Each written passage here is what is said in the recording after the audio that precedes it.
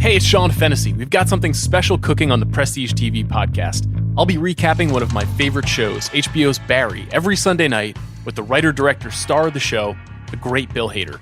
We'll talk about the show's wild twists and turns, its special brand of dark comedy, and how it all came together. So on Sunday nights, immediately after a new episode airs, you can hear Bill and I break it all down on the Prestige TV pod. Subscribe on Spotify or wherever you get your podcasts. This episode is brought to you by Anytime Fitness. We may talk a whole lot about sports, but when it comes to keeping fit ourselves, there's definitely room for improvement. I hit this point early July. I was just like, I am not in good enough shape. I started trying to walk at least 15,000 steps a day or hiking or just anything to keep my legs moving. Now it's the end of 2023. I feel great. I had a physical 3 weeks ago, and the guy was like, "You're doing great. You're doing better than you were 3 years ago." I felt great. Whatever your goals are, progress is possible thanks to Anytime Fitness. Get a personalized plan and support from an expert coach anytime, anywhere. Visit anytimefitness.com to try Anytime Fitness for free. Start to train for your life. Terms, conditions, and restrictions apply. See website for details. This episode is brought to you by Read, Write, Own, Building the Next Era of the Internet, a new book from entrepreneur and startup investor Chris Dixon. If you're listening to this podcast, you know what it's like to be part of a community of fans. You value the people who play, perform, and create for everyone. Well, what if there are more ways to support them, more ways to be a fan? And what if you had even more ways to connect with the teams, artists, and other creators that you love? Even though creators make the internet valuable, how much value do they get for their work? Well, that's mostly up to a few big tech companies. Shouldn't creators get more from the platforms they make successful? More value, but also more say, more control, more ownership? Read, Write, Own explores an alternative future for the internet, one that reclaims control for creators, fans, listeners, and gamers, the people who not only use the internet, but make it useful. Read, Write, Own imagines an internet built by us for us. So order your copy of the book today or learn more at readwriteown.com. I need support staff to clear the room. Stand up and walk now. Hello and welcome to The Watch. My name is Chris Ryan. I am an editor at TheRinger.com. And joining me on the other line in the same time zone for the first time in like a month, it's Andy Greenwald. I can't believe you're in this time zone, brother. Am I? Yeah. Here's the thing. Everybody knows you as the consummate professional. You know what I mean? Like, Which is a huge pivot from my 20s. You're fair, but life is long and full of surprises. Nobody was like, that kid CR is just like the consummate professional. But I always know where he is. Yeah. We can count on burst him. into a bar under like a massive cloud of Camel Light smoke and just start lecturing people on like whatever Dipset mixtape I was listening to. What people need to understand, though, okay, so you on The Watch, you on the Ringer NBA show, you on the Rewatchables, like this is late period, mid period. You're still getting started, but like CR. You know what I mean? Like this is the new you. This is the professional you've become with the talent you already had. You on the Rewatchables is the same Bane energy that you brought to New York City in your 20s. Bane as in Tom Hardy's Bane or Desmond Bane? Or yeah. Yes, no, not the three-point shooter from the Memphis Grizzlies. That would be flattering. No, you were born in the darkness and the chaos. Like you are a chaos agent. That's the energy if they want to remember the old you. And now you're just a world traveler and you just keep podcasting. It's unbelievable. Compare notes on our England trips because Andy was in England, came back on the day after Andy got back. I went to England for work. Because there can only be one of us at any time, like a Highlander. Before we get into that, let's just mention that on today's show, we're going to talk a little bit about Under the Banner of Heaven, the new show that's on FX on Hulu. We'll talk a little bit about any other show that Andy wants to. I know you had 17 minutes of just like safety off chat without me. So I listened to that. That was awesome. But we can chat about Winning Time. We can talk about Barry. We can talk about Atlanta. We can talk about whatever you want to talk about. We're going to continue our Saul schedule where that goes up Monday nights after those episodes. So stay tuned for that. Thank you for listening to our show on Monday. If you're a Saul fan, please listen to the Ringer Prestige TV pod because Joanna and Lindbergh do a great job doing a deep dive on the show. And they had Michael Mando on this week. And later in this episode, we have Slow Horses author. So the author of the series, Slough House series, Mick Herron, joined me while I was in London So I hit him up and we had a normal timed conversation, London wise, about writing the book series of Slough House, and then how the show has sort of lived up to his expectations or exceeded them, and what it was like to see Gary Oldman and Jack Lowden and everybody bring his characters to light. And maybe we can talk a little bit of Slow Horses, because I believe the finale is on this week, right, Andy? I think that's right. Who could say, because honestly, like, I also want to talk about We Own This City. I want to talk about Winning Time. Mm-hmm. I don't know if you've noticed, there's a little bit of TV on. I think that it was the ultimate flex that we collectively took 3 weeks off during the Noah's Ark segment of the TV Bible. Like, it is unprecedented amount. I did what you did, which was basically like kind of took a little bit. I was so soccer, football immersed in England that I kind of took a little bit of break from peak TV. And if I could stay up late, I would watch NBA at night. But man, like coming back and just kind of being like, okay, let me make a list of what I need to get through. I think I have like 15 to 20 hours of television to burn through. And that would just be kind of getting to where that's taking me back to zero. I mean, it is unprecedented.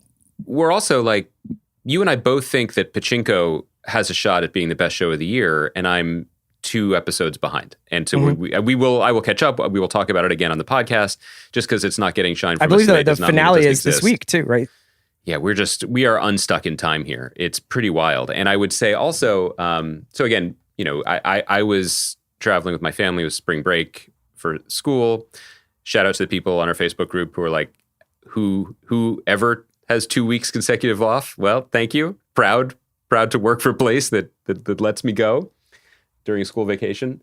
You were basically working, even though you had a great time because you were doing. It's possible. It's possible to love what you do. You know. It's incredible. I definitely, we spent so much time talking about how global the entertainment marketplace is that I kind of was caught a little flat-footed how challenging it was to keep up on my stories while away. Now, is part of that reason because a family of 4 somehow survives with one iPad? Yeah. So was there enough, hard drive space to really pack the episodes on in place of, Raya and the Last Dragon and Bluey season 2? No. So that definitely went out.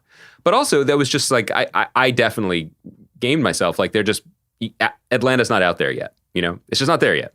The characters are there this season in the UK, but the show wasn't there. So I wasn't able to keep up on that. I'm catching up now. Moon Knight hasn't dropped yet. I think because they're worried that Oscar Isaac's accent is going to set the special relationship between the UK and the US back by a couple centuries. Right. So couldn't catch up with that. I don't think this is useful for our conversation, but I did preload the old pad with a couple of episodes, actually most of the season of Minx, the Jake Johnson show that we had Jake on to talk about. It's a really good show. Really enjoy it. Just shouting it out. Similarly, a show that we've never mentioned. I don't know if we'll be able to circle back to, but Our Flag Means Death. Really funny. Yeah. Really good show. And this is where we're at right now. Like just because we're not talking about it doesn't mean it's not good or on our radar. It's just, we're just doing triage, man. I also admittedly was distracted by some of the offerings of British culture, something like Gogglebox, which I was not familiar with, which is a series of British families watching television. So they just like watch Netflix, and then like the show itself is, here are these people sitting around a cup of tea watching Harlan Coben's The Stranger and be like, oh, don't go in that room, love. Wait, you watch them watch it? Yeah, that's the show. It's apparently a hit over there.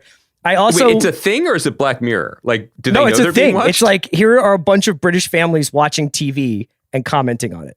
Wow. And like, they'll just be watching like the weather report and be like, oh, she looks lovely in fuchsia,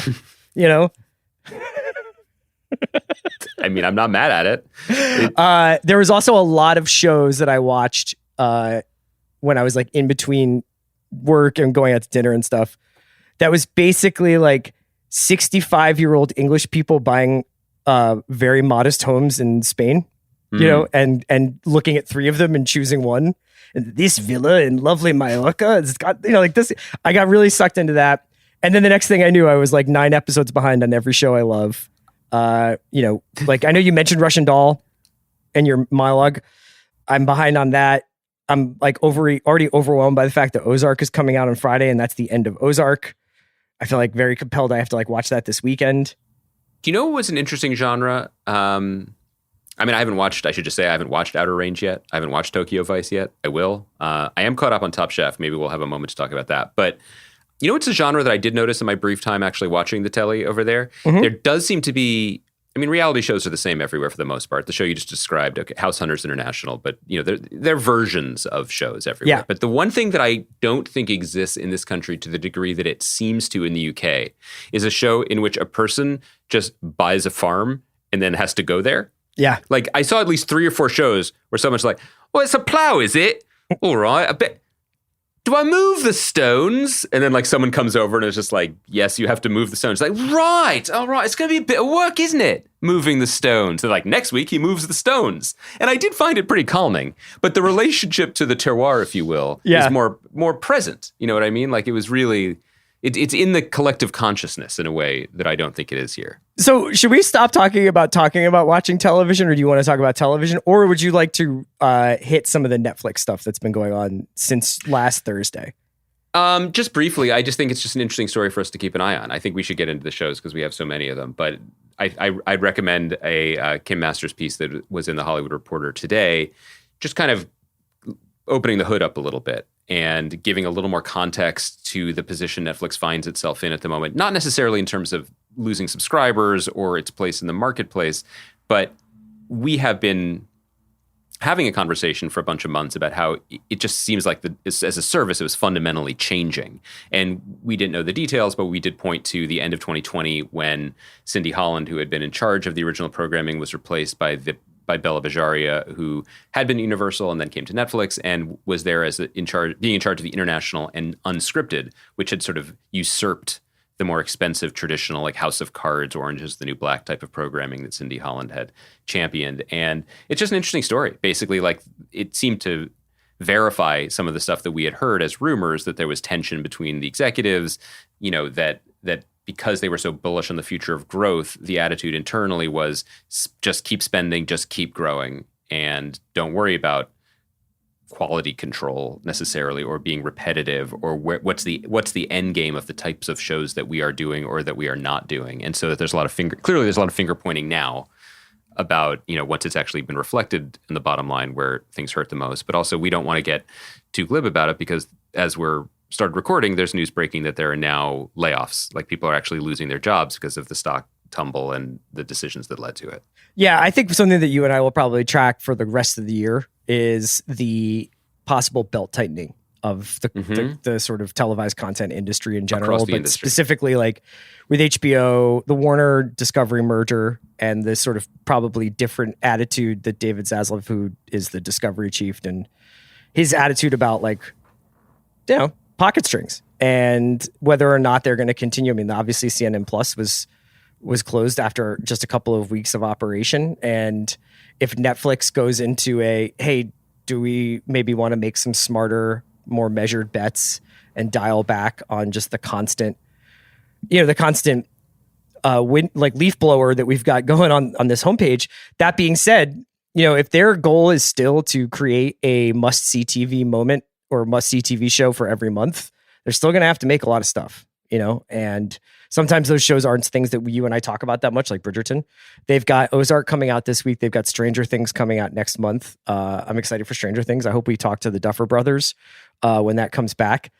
But yeah, it'll be curious to see whether or not like this almost unbearable amount of content like starts to slow down a little bit, get parceled out in different ways, and what Wall Street's reaction is to all of this.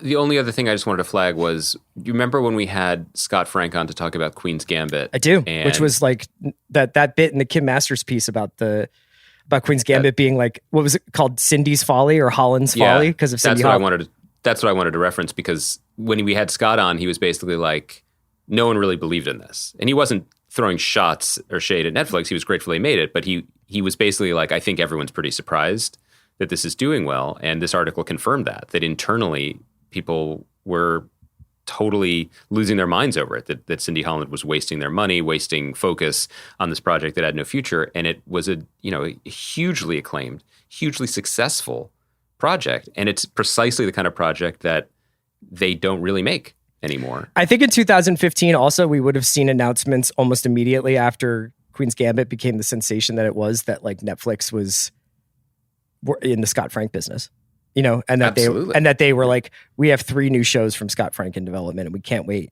to like see what our, like they used to have in-house creators. They used to have Genji Cohen and like all these people who were, I think that they had like relationships with the Finchers and with the people like, and it seems like that's going away a little bit. To be fair, the Shonda Rhimes and Ryan Murphy deals are still Yeah, but you know what? Those guys, ginormous. like the Ryan Murphy's still like making shows for FX. You know what I mean? Like I don't. Well, that was the thing. That those deals were really like laying a marker down with the kind of swagger and aggression that, as referenced in the Kim Masters piece, made Netflix just painted a giant bullseye on their back. Like the rest of the town dislikes them because basically they were like, I'm taking your future off the board for more money than anyone else can afford to spend, with the full knowledge, as you're alluding to, that if things are in first position, they stay in first position. Right. Or if you want to take this show and just say that it's American Crime Story, you go ahead. Or that it's dual feud or whatever it is. Let's start talking about some shows because there's so many to talk about. And I want to throw out Under the Banner of Heaven first, because this week I've seen 2 incredible new shows, and We Own the City is one and Under the Banner is another. And I would just say I'm not a crackhead, a crack hour head. I have not read. Is that what they're called? That's what we're calling it. Into the Wild, Into Thin Air, and Under the Banner of Heaven, like his 3 major masterpiece nonfiction works that he's made. It just never got a chance to read those. So going into this with with no really previous knowledge about what it's about, other than a crime in the in Utah in the Mormon community there, and man, like David Mackenzie directing, Dustin Lance Black script, starring Andrew Garfield, Sam Worthington, Daisy Edgar Jones, Gil Birmingham, who's awesome in this, Wyatt Russell, who's great in this, Adelaide Clemens from Rectify. Yeah, and I was just like, I guess this is the flip side of like all the anxiety all this TV produces. But if this is where all the talent is going, and they're pouring this many kind of like creative energies into something like this, it was just like such an assured show that knew the world it set in. I was like, man, I can't wait to watch this. More of this. Yeah, I've only watched the first. I think 2 episodes dropped on FX on Hulu. I'm going to make a sports analogy, which I know is weird for The Ringer, but I'm going to do my best. I'll allow it.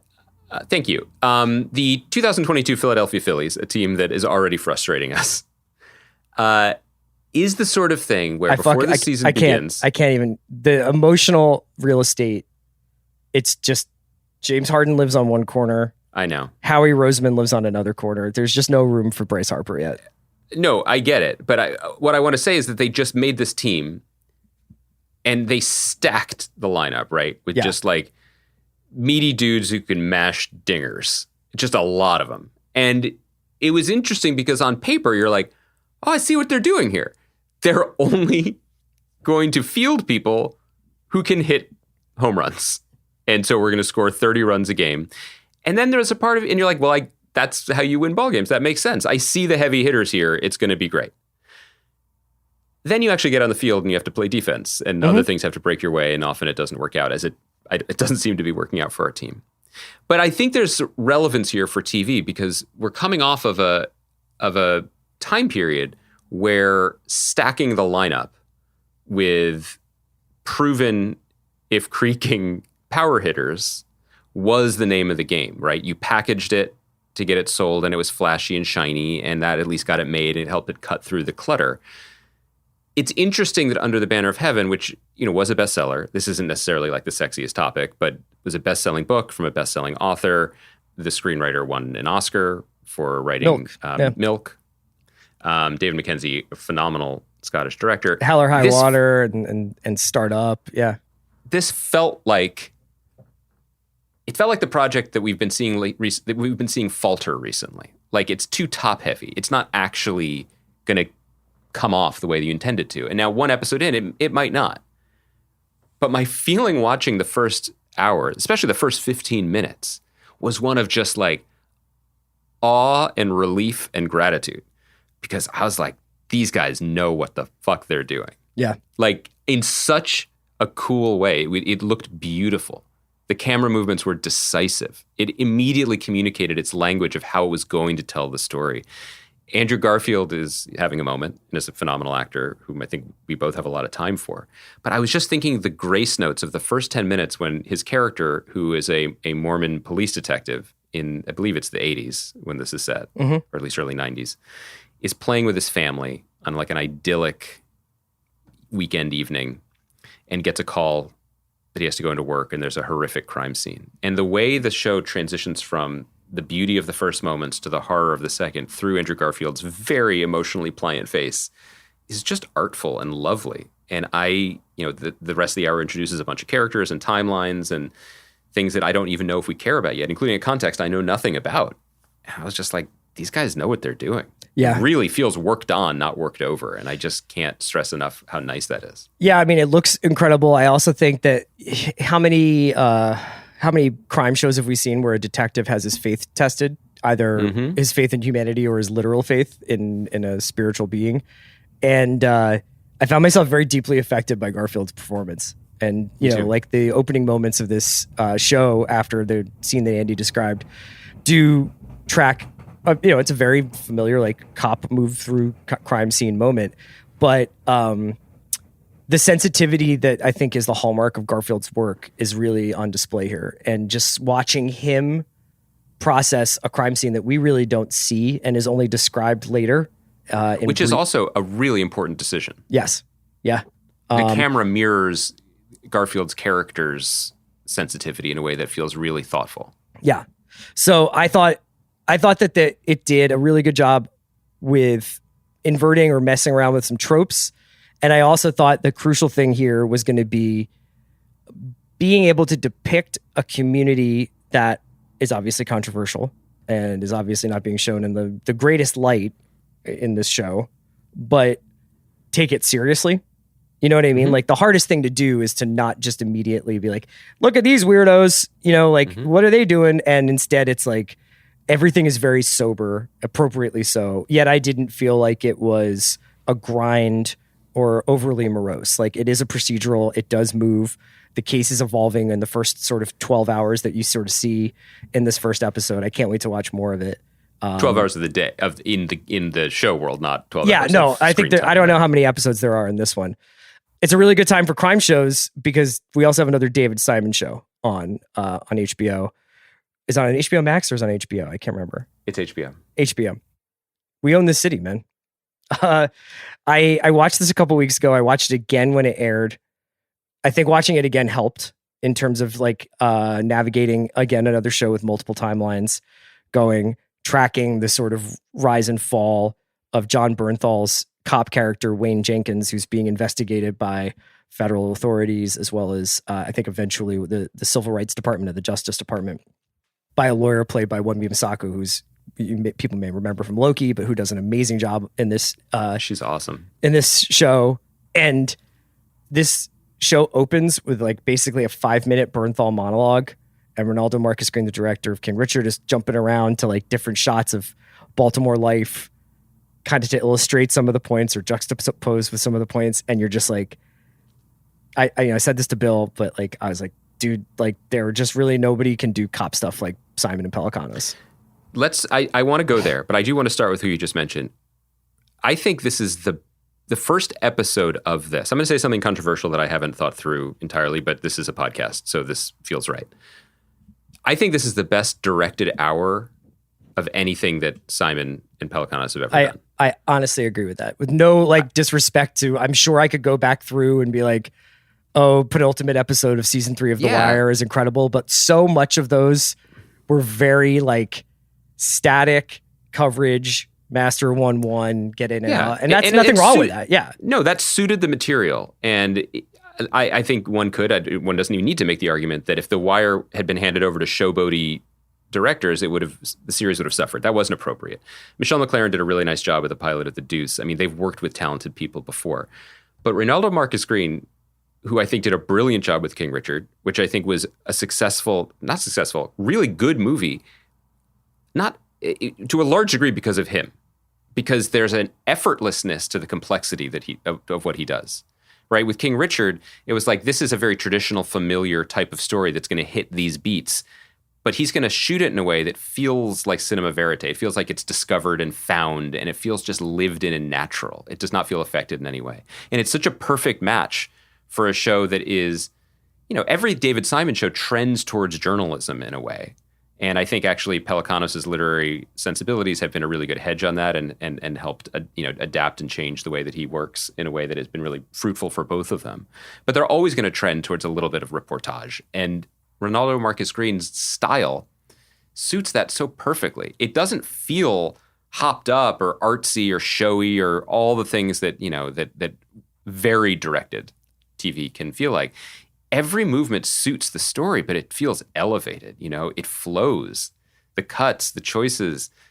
I found it electric. I think the worst criticism that can be levied at Simon and Pelecanos shows is that sometimes they feel educational, which is good. Yeah. But sometimes they're a little pedantic, or they could be, or you It's feel just- the I think tension that some of the between stuff- getting it right and making it fun to watch. Yeah. This felt electric, even though it's mostly vegetables, if that makes sense. There's a lot in the conversations that are happening in the Civil Rights Office of the Justice Department, the mayor's office, some of the conversations with the upper brass of the police department.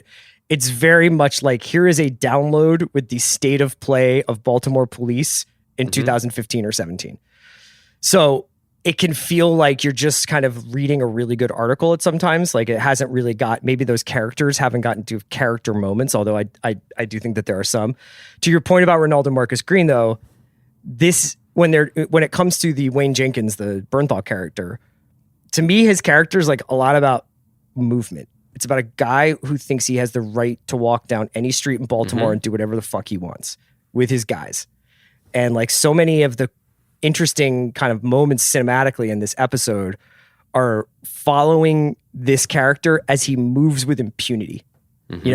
Like him moving around that classroom while he's delivering the speech, him going on a raid with the gun task force and like the camera kind of like following him as he leans like to his right while he's walking because he has his gun behind his back, or How when he walks up the stairs at the end with his legs splayed as wide as possible, like he's Donald Duck, like he just owns every piece of real estate that he touches. Absolutely. So it's like, I think it's like the perfect kind of direction for the action for the character that we're seeing. And, just like these guys are also, aside from just knowing the sort of dialect of cop and dialect of Baltimore crime so well, they are so good at finding faces, and this is probably our buddy Alexa Fogel. It's like finding these faces, finding these actors, finding these characters to play It's the best. county sheriff, task force guys who are like tracking a spiked batch of heroin across Baltimore. You know what I mean? And the two dudes they've got are just like, I'm like, you guys are fucking. This is a perfect two guys. Like I can't even. No, just like I can't get over how good the casting is in this show. And Bernthal, like this might be the perfect Bernthal part in a lot of ways. Like this, I feel like I'm interested in my relationship to him as a performer because I first became aware of him on The Walking Dead, which I had a very complicated relationship with. When I was recapping the first season, and I did not like it, as everybody knows. And his character was one of the most frustrating characters on the show. And I had some transference where I was like, I don't think I like this guy very much. And then he started working all the time. And I was like, okay, I see why he's working all the time, because he brings that kind of macho swagger to these parts. And, it's very effective in something like Sicario. And then you read interviews with him and you realize he's like a very smart, sensitive guy, Quaker school alum like us. And he has something that's just surprising and that's kind of interesting. There's like a grace in his brutality, and again, this is also something that Simon and Pelecanos rarely do, is write like a star vehicle. And it's hard to say this is a star vehicle when it is once again a show about the deep-seated rot within a police department, within a city. But he is the linchpin of this show in a way, because he embodies all of the thematic issues. It's a really bravura performance. It's really compelling to look at. Yeah, and in the same sense that maybe this is like Apex Bernthal, they also found the perfect curveball Josh Charles. performance. Let's talk about this. You were tweeting with each other. No, I mean, right? I think I made a joke about like the early image of Josh Charles hanging onto his own bulletproof vest and just being like me at the end of the pandemic. I can't remember what a joke I made. And he was like, I hope you like the show. And I do. And I also like Josh Charles in this show, who plays this scumbag named Daniel Herschel, who like everybody, when they're like, oh, who's the dirty cop in Baltimore? They're like, this guy. Like, it's definitely this guy. It's really interesting. People have said this and written about it more eloquently than we'll be able to talk about here. But the show is really, it's not a corrective to The Wire, but it is an interesting descendant of The Wire. Yes. Because there's no version of watching The Wire where you're like, this is propaganda. I mean, that is not what that show was. No, not at all. Simon has a lot of time and respect for people who've worn the badge and done it well and with respect. And Ed Burns, who's a longtime collaborator, who's on this as well, was a detective that Simon met when he was embedded with the police department all those years ago. He's also, hopefully, I think this is his project and I think it's worked, just brought a great deal of empathy to all the players on all the sides of a misbegotten national project of policing and the drug war and maintenance and survival of cities. So all of that is to say, the teeth around what the power imbalance in cities they've never been sharper, I think, than they are in this show. It is absolutely a show that is 2022 about events that are, based on a nonfiction book 7 to 10 years ago. It's interesting that you bring up The Wire, because like I think it would be easy, and I'm not above it myself, to be like, this is kind of a appendix to The Wire, if not season 6. But The Wire did not end being like, things are going to get better, No, it definitely did not. They did not. They did not get better.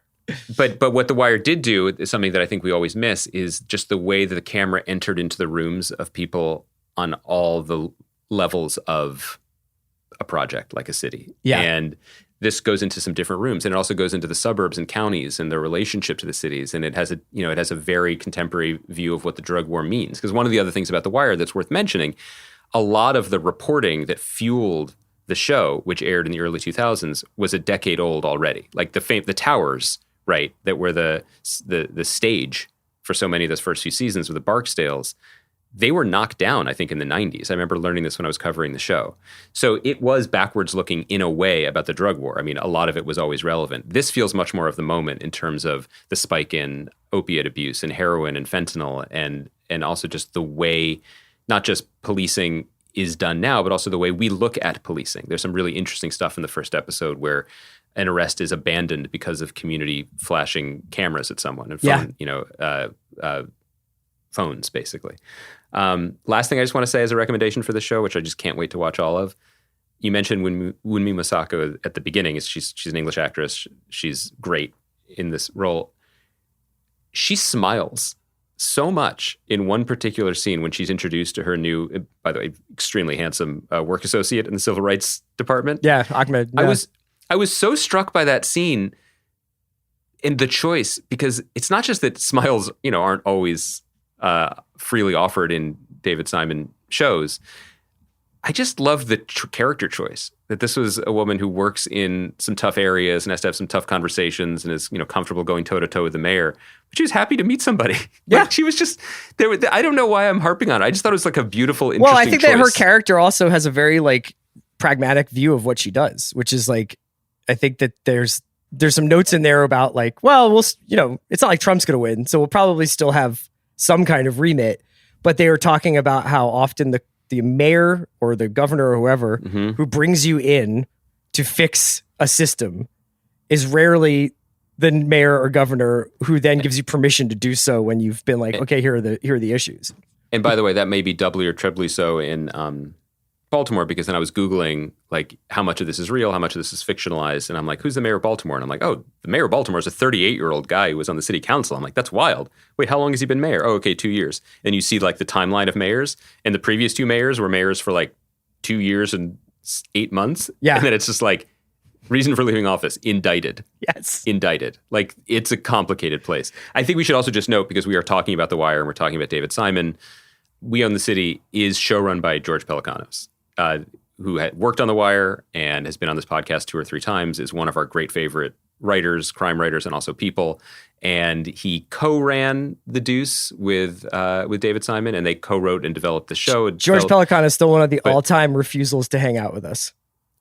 Wait, let's end on that. I just want to say, give him some shine because he deserves it. This is his first solo show running, even though he's working with his team. You got the wrong pod, bro. I don't think anybody has ever been.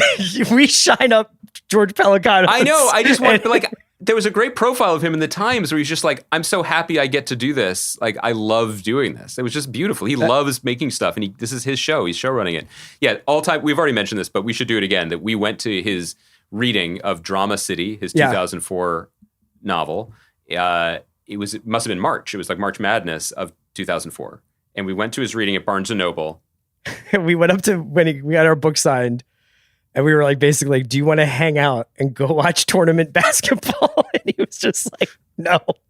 He like looked at us kindly with a smile. He saw the cloud of camel smoke that followed you like Pigpen in the fucking Charlie Brown comics.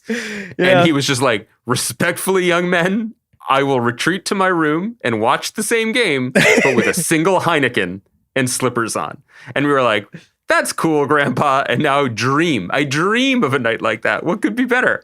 But I told you, right, that like I've mentioned before, like I told him in that autograph line, I said this to him when he was on the pod, so people know this, but it means a lot when people do stuff like this. I told him that I had written a novel that was coming out, and he wrote in my Drama City book, like, best of luck with the book, George. Like, I think about that all the time. Yeah, to me, he just wrote Smoking Kills. He's just like, good luck with all of that. Yeah. Hey, before we get into my Mick Herron interview, do you want to just, I don't know where you're at with Slow Horses, but I would love to just hear, any thoughts you have before we jump in. I obviously love this show. Can I just pull a ticket to talk Winning Time? Maybe we just revisit it on Monday then, since we're a couple days removed from an episode that I thought was the season finale because they only sent promos through 8, but there are 2 more. Yeah. Okay, we can talk. So we'll revisit on Monday. No, I feel like with Winning Time, I am now too much in the zone where like I'm like analyzing their, like Bill and I were talking about this, but like their basketball reference page from that season and like kind of doing a lot of historical fact checking. Yeah, right. So I would love to hear what somebody who is not doing that thinks of the show. I mean, I don't mean to be this guy, but the Victorian new critic, but I'm like, fuck it, this show is entertaining as shit. Like, I just really love watching it. Yeah. And I don't feel troubled by the morality of it. Maybe I should. Maybe I need to give that more consideration. I'm not troubled by it at all. We do this when we make television shows to everyone. No one is ever accurately portrayed on television, even in the most generous portrayals. But I think more often than not, we have had TV shows about morally suspect people or people who have fallen, like this, all the tech bros and broesses like Elizabeth Holmes who have been recently on our screens, right? So we're not that worried about what the dude from WeWork feels about Jared Leto's performance, right? Like, he's not getting the same ink that a beloved icon like Jerry West is getting for his complaints. I don't know. I feel bad that he's so upset, and Kareem seems pissed, but like, if you have the choice for the true story or the legend, you print the legend, and this is literally that. This is the stories that it could have been. Can I guess your favorite part of this show? I do. We were just talking about The Wire. I do want to shout out Wood Harris, who is incredible on the Spencer show. Haywood, yeah. As Spencer Haywood. That is just such a low-key, incredible performance. What is my favorite part? The Letts, Brody, Siegel triangle. The love triangle between those 3? Yeah. Well, also in the Philadelphia of it, because 2 of the 3 of them are from Philly. I know. Which I didn't realize. Yeah. Yeah. Well, it all works out, right? They all stay friends? Absolutely. And the Lakers there's just 2 episodes go left. That's my sense. So, Slow Horses. Okay, briefly. Slow Horses, yeah. I think we only talked about through 5. I've not watched the finale. Okay, so I think we only talked about like the first episode generally. Mm-hmm. This is a very, very faithful adaptation, as I talked about with Mick a little bit. This is probably, if you were a novelist, the dream. They both cast amazing actors who look and feel like the characters in your book. And then they do a very, very faithful rendering of your work so that you can just feel good about it. He was talking about how basically there's the version of this where you get deeply involved and you basically make a condition of buying the rights that you use him as either a screenwriter or whatever.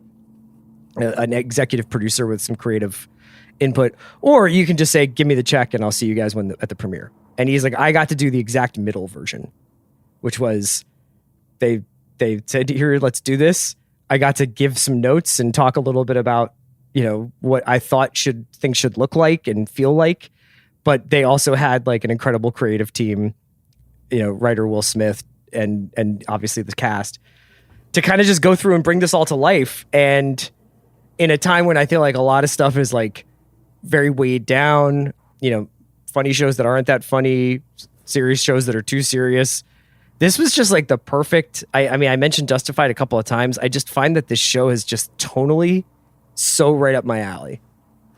I feel the same way about the tone and the cast and the setting. I mean this with love when I say that I find it refreshing how little this show asks of me. Yeah. That could be a backhanded compliment. I don't intend it to be. I just mean there's a confidence, a quiet assuredness in every piece of it, and it doesn't get too bothered with itself. I never watched this show, which, I assume if you're still listening, you're vaguely aware of the plot points, but it's a spy show set in London about disgraced spies who all work for a supremely disgraced spy played brilliantly by Gary Oldman. The show never even gives you a moment to be like, is that proper spycraft, or what's actually going on here? It just moves. And I think the only bump that I've had wasn't one of disappointment or dismay. It was more of surprise. You had read the book before watching the show. I was really surprised that the first series, is essentially one night, that it is an uninterrupted action. Yeah. I thought we'd be settling in with these people. But in fact, there's an inciting event, there's a kidnapping, and then there's a race to find the kidnapped person. And it's all happening. It's not in real time, but it's awfully close to it. Yeah. Which is an interesting way to meet characters. And so if it But even paused, you're I don't even feel like they're that bothered to make sure we know that. You know what I mean? Like, I don't feel like they're like, agree. we're really stressing the fact that this is like 24, that this is like all in one night, No, and it's also, it's also early days, but it's like Gary Oldman, an icon, is playing a character who is already an icon. Like, there isn't any, at least in the early going, any like, let's unpack this guy and see how he ticks. Let's follow him home for one night and understand his trauma or his damage. I mean, he is just playing the entire cast, crew, and plot like a fiddle. Mm-hmm. He is just dining out. And I guess we did see him dine out on some cold takeaway noodles. But other than that, he's dining out on every scene. And it's fun. And it doesn't really need to be much more than that, at least in the early going. It's kind of, I guess what I keep feeling like I'm being critical. I don't intend to be. I just find because it kind it's of like, refreshing. it's not, I think that the sensibility of it, and there is a lightness to it, even though everything is rain soaked and smoked on and full of double crossing and betrayals and false red herrings and stuff like that. Like, it still feels very like light and breezy, and that it's always a pleasure to watch. And I think, let's remember that. I think it's just not just us, but all of us, like with this deluge of television, like each show that you're watching, they don't all have the same goals, and they don't necessarily need to be covered in the same way. And it's also worth considering where the floor and ceiling are for them. And we started by talking about Under the Banner of Heaven, and that really is like the heart of the Phillies lineup. Two true outcomes. It's home run or strikeout. Yeah. I don't think there's a version. If a bad version of Under the Banner of Heaven would have been like a kind of turn this off after 25 minutes. Not just that. What does a mediocre version even look like? What? Like, what is a C+ version of a show? I mean, it's not something that you're going to stick with for 6 episodes because it's not really worth it, right? It has to be exceptional or nothing. And Slow Horses isn't bothered at all by trying to solve societal problems or comment on the state of the world today or whatever. It's just like, we're going to have a lark in the spy space and we're going to cast the shit out of it. And we're going to have a lot of Apple money to actually shoot in London on streets that you and I once trod. I trod them last week. I was walking right by Regent's Park and I was like, holy shit. Did you go in and get a lanyard? Yeah, it took a while for my identity to be verified. So why don't we wrap it up there and go to my interview with Mick Herron, who's the author of the novel series that Slow Horses is based on. And then Monday, Andy and I will be back after Better Call Saul airs, and we can chat about that. And then maybe we can also jam some Barry, Atlanta, and Winning Time, some combination of that talk in there. That sounds good. And then I know Chris is too modest to say it, but he's just going to pound Moon Knight the rest of the day. Sure. That's exactly what I'm going to do. He loves it. I love British culture. Chris loves it. Yeah, that's right. Just one last taste. Thanks to Kaya McMullen for producing us at a normal time. We will talk to you guys on Monday night. This episode is brought to you by Mint Mobile. New Year's resolutions are fun the first couple of weeks. Then you kind of maybe conveniently forget about them halfway through January. No shame. It happens to us all.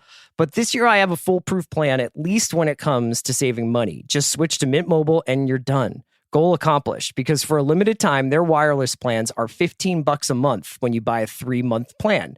The great thing about Mint Mobile is there's no jaw-dropping monthly bills or unexpected overages, and all plans come with unlimited talk and text. Get this new customer offer today at mintmobile.com/watch. Additional taxes, fees, and restrictions apply. See Mint Mobile for details.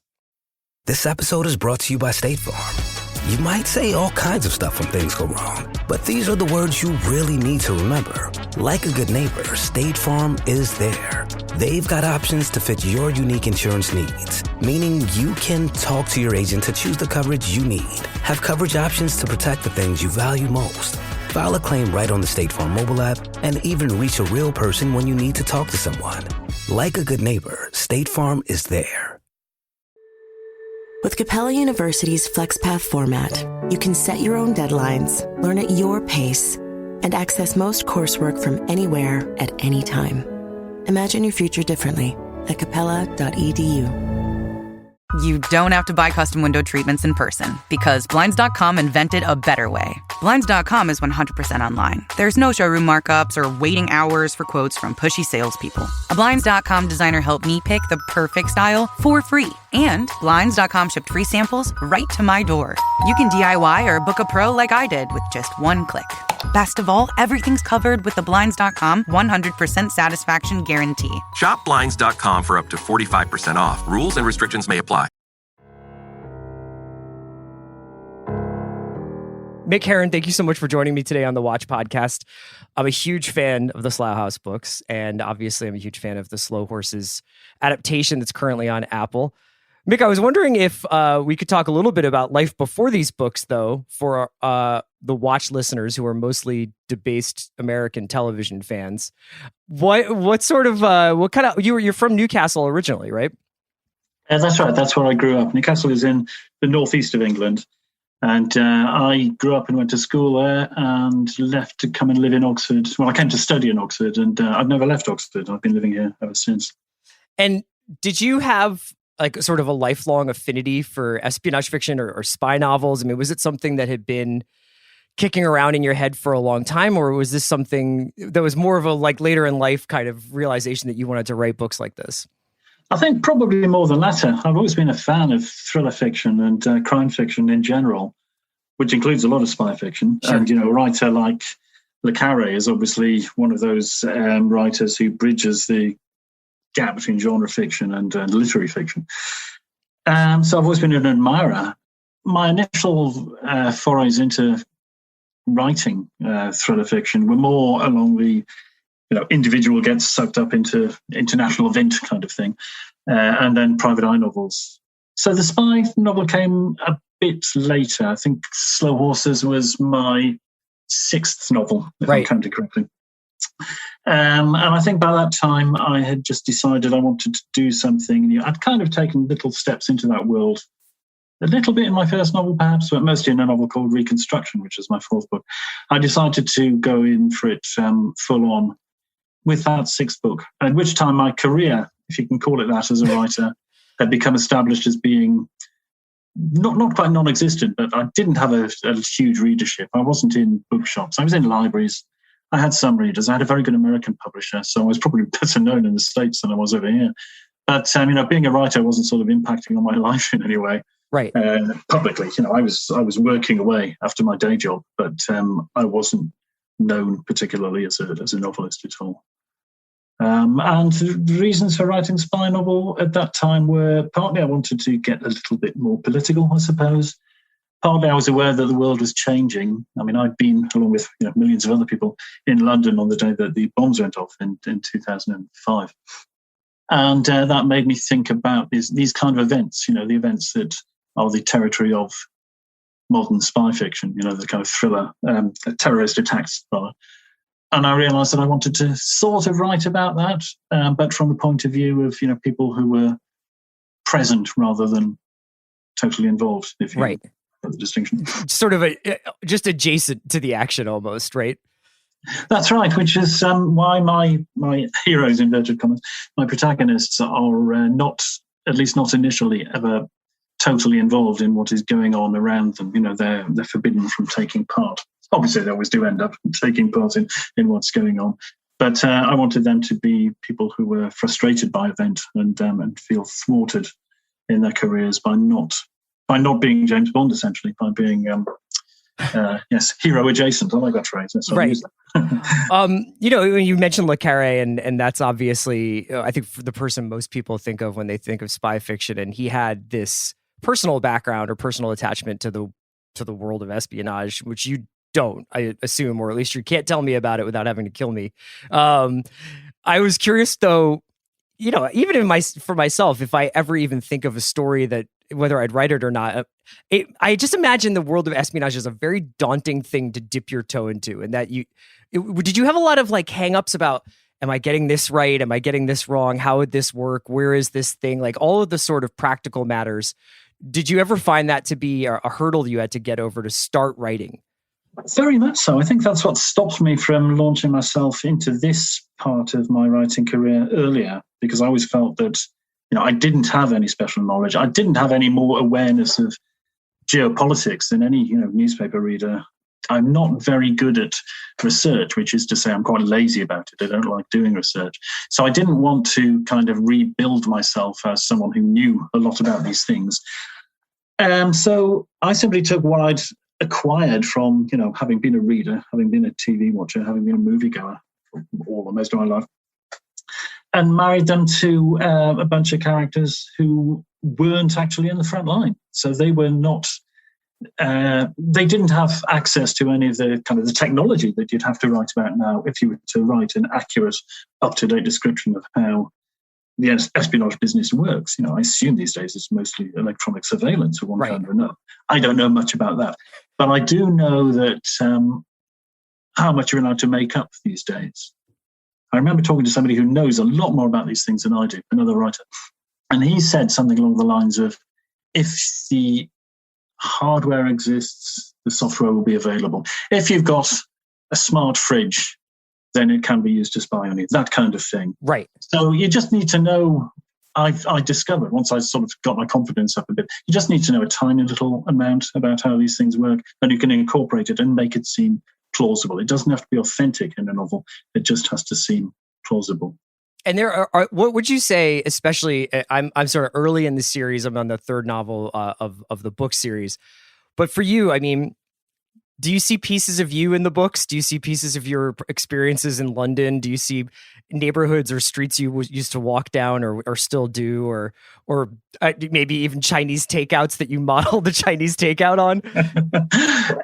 Definitely in terms of location, yes. And these streets around which these books are largely set is where I used to work. I mean, that's where it came from. As I said, I'm sort of research averse, and I tend to use whatever is nearest, the least effort involved. That's what I like. So I work near the Barbican, so I introduced the Barbican into the books. And I used to walk past this building that I turned into Slough House every day on my way to and from work. So they became the locale for setting the characters in. The characters I make up, and any time you're inventing a character, and I do tend to write from the point of view of the characters that I write about, then you necessarily incorporate aspects of your own character, even if you're playing off them rather than using them for your cause. I will think of how I feel and use the exact opposite, for instance, in a character, perhaps.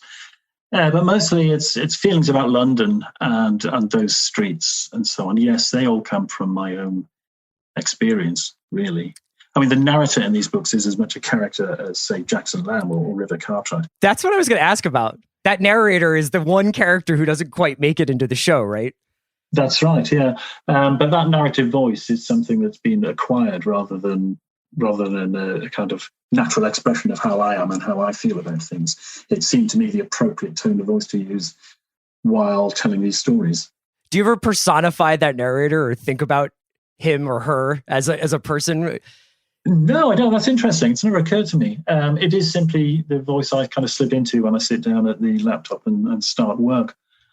I suppose I hope I notice when I hit the wrong notes while using that voice and delete them, but otherwise, no, I mean, I don't think about it in the same way as I do think about, say, Catherine when I'm writing from her point of view. Right. That's an actual adoption of a point of view, whereas the narrative voice is simply tone. It's just going for the right tone. That narrator that we're talking about it's strange because it's cinematic without being, I think, easily translatable. And by that, I mean, you'll do things like, I believe Dead Lions opens with the cat walking through the Slough House offices as a kind of to introduce these different characters and the geography of the office building, which is a very cool idea that you as a reader can see as you're sort of following this cat around. But I imagine would be if you were making hard, fast choices about what to and to not include in a television show, the cat might go first, Absolutely. Yeah, absolutely. The narrative voice, I think the only way you could maintain that or include that in the show would be to have a voiceover. Nobody wants a TV show with a voiceover. So although a talking cat might maybe talking cat would do. But no, it was the first thing to go. Obviously, it never even occurred to me that it was being jettisoned, really. I mean, it just seemed natural. And of course, a lot of the way I write is interior voices, so ways of delivering, both the information and the emotion contained in that. New ways have to be found of doing that. But this is what TV writers do. This is what screenwriters do. It's not a skill I have. I mean, I'm a prose writer, but it's been fascinating watching the writers, and I've worked with them at finding ways of doing that. Yeah, so tell me a little bit about the collaboration. I would imagine that there was probably, elation at Gary Oldman playing Jackson and Jack Lowden playing River, and I'm sure you were excited to get started. But did you feel any territoriality? Is there any kind of a sort of creative possessiveness that came over you when you first started getting into the idea of this first book being adapted? I expected that to happen, at least to some degree. And I've never worked in a creative fashion. I've never worked collaboratively before. So I was slightly, not daunted perhaps, but interested to see how that was going to work out. It's been a fascinating and really grand experience for me. What happened was I've been in the writer's room a bit. The writer's room will run generally for about 3 weeks per show. I mean, per book, I suppose, is the best way of putting it. And during those 3 weeks, the action of the novel is broken down into 6 episodes, and those episodes are broken down beat by beat, essentially, certainly scene by scene. And I've been there while that's being done. I've been there for a large part of that process. So a lot of that is the problem solving. How do we get this information, across to an audience rather than who aren't just reading it off the page, that kind of thing. And we decide, which characters have to go and how we can use things in a slightly different way, because it's a different grammar of storytelling, on screen storytelling than on the page. So all those kind of problems come up, and they all get, or I hope all get solved one way or the other. That's the part of the process that I've been in. And I found it really energizing because I've been in a room filled with people discussing the books and discussing these characters and giving them real weight, giving weight to the characters' opinions and to the characters' experiences, and treating the material with an enormous amount of respect. Now, I've always thought that as a novelist, if you're approached by TV, film company or whatever, you have 2 choices. You either say, okay, give me the money, here's the book. Right. Or you say, okay, I want to be involved in every stage. And I was kind of midway between those two. I would have, if I'd been given an ultimatum, I would have said, okay, I'll take the money and I'll walk. But they wanted me to be involved, and they've been really respectful of me and the books, far more so than I would have required or expected. But I've made really good friends while working on this show. I've always come out of the writer's room feeling really energized and wanting to get on with my own work. And I don't feel proprietorial about the books that they're working on. I feel proprietorial about the book I'm writing now. Right. The work I was doing this morning before talking to you. That's mine. Nobody goes anywhere near that until it's finished. But, Slow Horses and Dead Lions, both of them were written more than a decade ago now. At least a decade ago, I was probably finishing Dead Lions. I've written much since, and, they're kind of in my rearview mirror in a way. I mean, the characters are still there, but they've moved on a bit and they're doing different things now. And I'm happy for, the necessary rewriting that is required when you're translating something onto the screen. That can be done. When we're making a different product here. I don't like the word product particularly, but that's essentially what it is. Yeah. It's a TV show is being made out of the book, and that's got to be done differently. What amazes me looking at it now is how faithful it is. It's incredible. It's extraordinary. It's not so much the plot, although the plot is very, very close to what I wrote. That is the characters, it's the tone, it's the feel. They've got the look exactly right. And they didn't just go the extra mile, they ran the extra marathon, the producers, in making this. They got permission to use the outside of the actual building that I walk past every morning. When they say, this is Slough House, that is Slough House. That is the building that I decided to put Slough House in. They changed the frontage of the retail shops on the ground floor because I made up the Chinese restaurant. Right. But they altered the frontage so that there's a Chinese restaurant there, just for the purposes of the show. So they did all these things, and they used the locations that I mentioned in the book almost all the time. Where they haven't done that, they've sort of upgraded. My book kicks off in King's Cross. They use Stansted Airport, which is a much more, a huge opening for a TV show. And they've done everything with the utmost good intentions, all of which have worked out fine. And I'm absolutely thrilled with it. Yeah. I'm actually staying in King's Cross right now, and I was walking through the train station, and I was doing the thing that River winds up. It's, what is it? Blue shirt, white jacket. Yeah. I can never remember myself. Did you get a chance to visit the set at all? A number of times. And in fact, if you watch episode 1, around about 33 minutes in, I think it is, you'll see me and my partner coming out of that Chinese takeaway just before the car track walks in. A lot of the nuance of my performance was lost in the editing of that. Well, I mean, they don't understand your work. But, when you're looking at the odds on who's going to be the next James Bond, I feel like I've left my marker there. It's between you and Idris. Yeah, I think it's pretty close. And maybe Jack as well. Yeah. Was there a little bit of... did it almost feel like you were in a museum to your earlier... I mean, I guess it's sort of strange. It must be strange to be a novelist and be in a physical manifestation of your imagination, and even get to be a part of it, in this case of the Chinese takeout.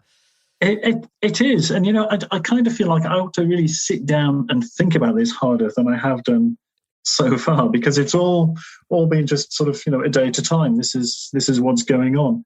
It is extraordinary. I think I'm going to look back on this and realize that it's a lot more extraordinary than it feels like.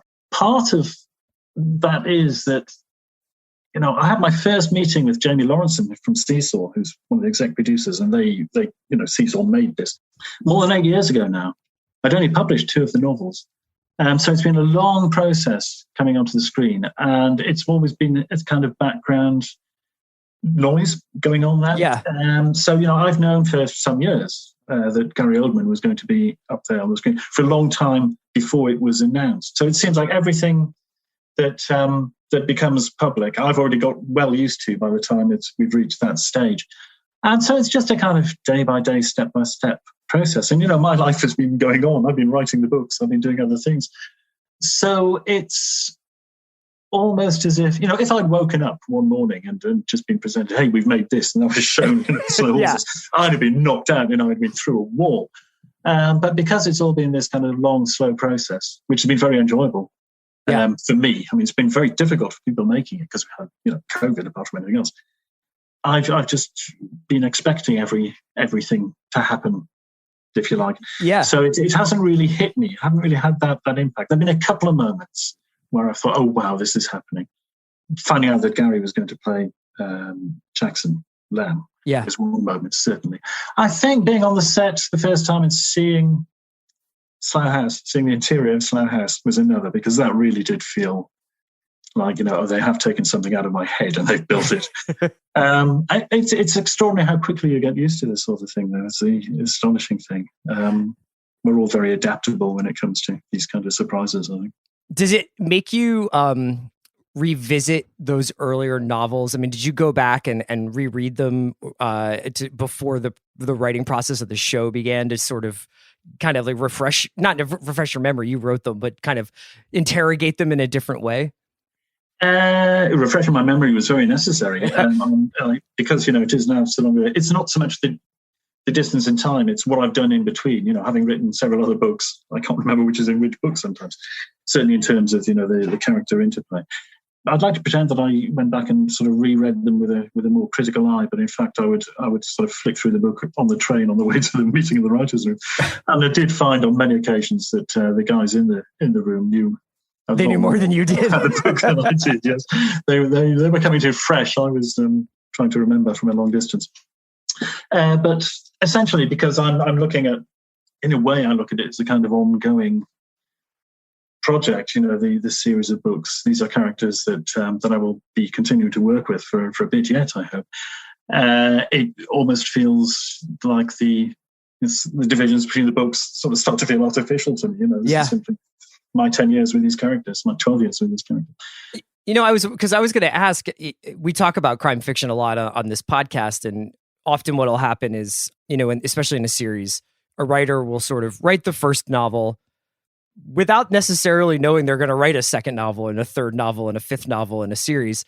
And then, you can sort of see them kind of decide in that second or third novel, this is what this kind of book is going to be. And this is like, I sort of now have a feeling for the rhythm.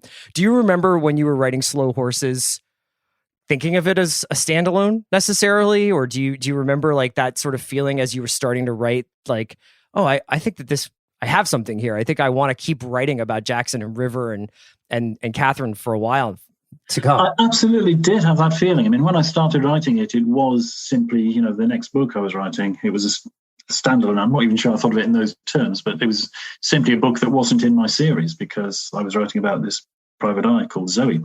Most of the time I was writing it, I tend to have, 1.5 ideas at any given time. The idea for the book I'm writing and half an idea for what I'll do next. And the half idea when I was writing Slow Horses was another Zoe book. But and my idea for the ending of Slow Horses, it's the only time I've ever radically altered a book. I don't plan them in great precision, but I have an idea of where I'm going with it. And I had an idea for the end, which would have pretty much put paid to there being a sequel. And as I got near the end, I thought, do you know what? I like these characters. I'm going to change that ending. Interesting. And keep them going.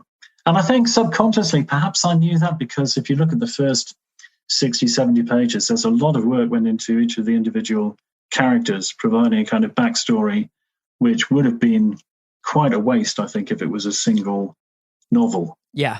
So I think some part of me knew that this was going to continue, but I didn't consciously make that decision until, I don't know, about 2/3 of the way in. I just thought, no, I'm sticking with these people. I want to write more about them. So you've got a new novel in the series coming out in May, I believe, and you said you were writing this morning, so I assumed that you're continuing to work on these characters in the story. The book I'm writing at the moment is non-series. Oh, okay. Yeah. But there's this sort of because I couldn't find it on the internet. Now I'm wondering if it's apocryphal, but there is this Le Carre story about how once he saw Tinker Tailor, the Alec Guinness was always in his head when he was writing Smiley after that, and that it sort of spooked him a little bit. And I was curious whether or not the same thing had happened with Oldman with you. Not so far. I know that story about Le Carre as well. I'd be hard-pressed to find a text for it, but it seems to be generally accepted that happened. Let's go with it. You can see why. Let's go with it.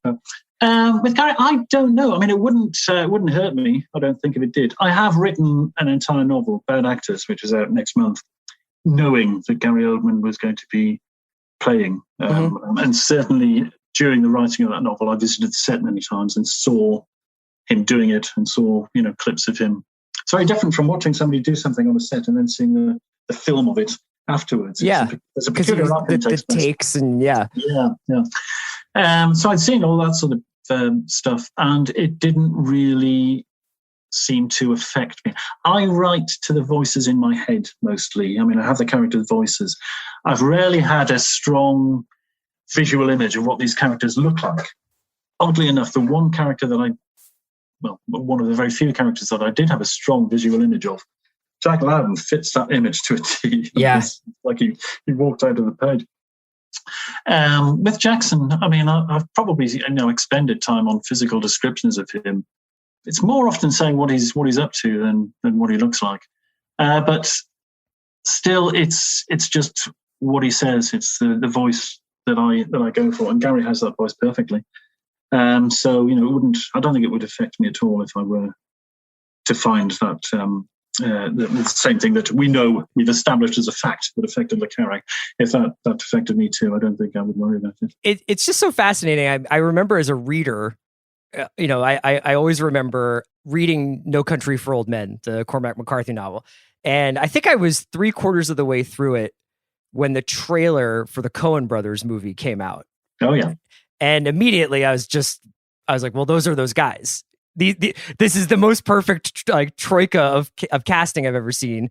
Bardem is Shagru, and Tommy Lee Jones is the sheriff, and Josh Brolin is the fugitive, and that was beat for beat to the book, wasn't it? The book is basically a script, in the book where something happens off the page, which you don't really expect so much in a novel, and that happens off screen as well. It has him arriving at the shootout after it's already happened. It's a brave moment, and to have them do that in the movie, that's exactly one of the things you think. The producers would say, well, that worked in the book, obviously, but we're going to have to show it, because this is a big dramatic moment. But they went with it. That was quite laudable, I think. But it was interesting because as soon as I saw that trailer, I couldn't get those guys their faces were attached to those. And I wonder whether as I continue reading the series, if I'll start to see Gary, but there are worse people to see, I suppose, when you're visualizing something in your head. What's your experience been watching it? Have you been watching it week to week? Did you watch the series all in a bunch? I haven't been watching it week to week. I went to an all-day screening. I saw all 6 episodes in a day. Oh, wow. With a break for lunch in the middle with the other writers, with the writers, I should say, and some of the producers. And that was great. It was the first time any of us there, apart from the producers, had seen the whole thing. And they hadn't done the credit sequence yet, but we saw everything else. And we were with the director who talked us through a couple of interesting bits. And it was a great experience because it made it a nice sort of communal experience for those of us who could work into it, to see it that way. That was great fun. I haven't been watching it week to week since. I will watch it again at some point. All together. Yeah. When I was at the premiere where they showed the first 2 episodes. But actually, all I've seen of it so far has been on big screens. I was at a cinema for the screening, and then. Yeah, it's a pretty unique experience. Most people are watching on their laptops or their televisions, yeah. But stuff like the opening sequence at the airport, works really well on the big screen. It's like you're seeing a new Bond movie or something. Oh, It's fun stuff. Yeah, it's that I said when it first came out, I was like, this is one of the more thrilling, sort of first scenes of a series that you're going to see in a long time. Well, Mick, I won't take up any more of your time. Thank you so much for chatting with me today. I had such a great talk with you, and the show is amazing, but the novels are even better. So people should check them out. And you've got a new one coming out next month. Thank you so much, Chris. It's been great. I really enjoyed it. Take care. Thank you again. You too. Cheers.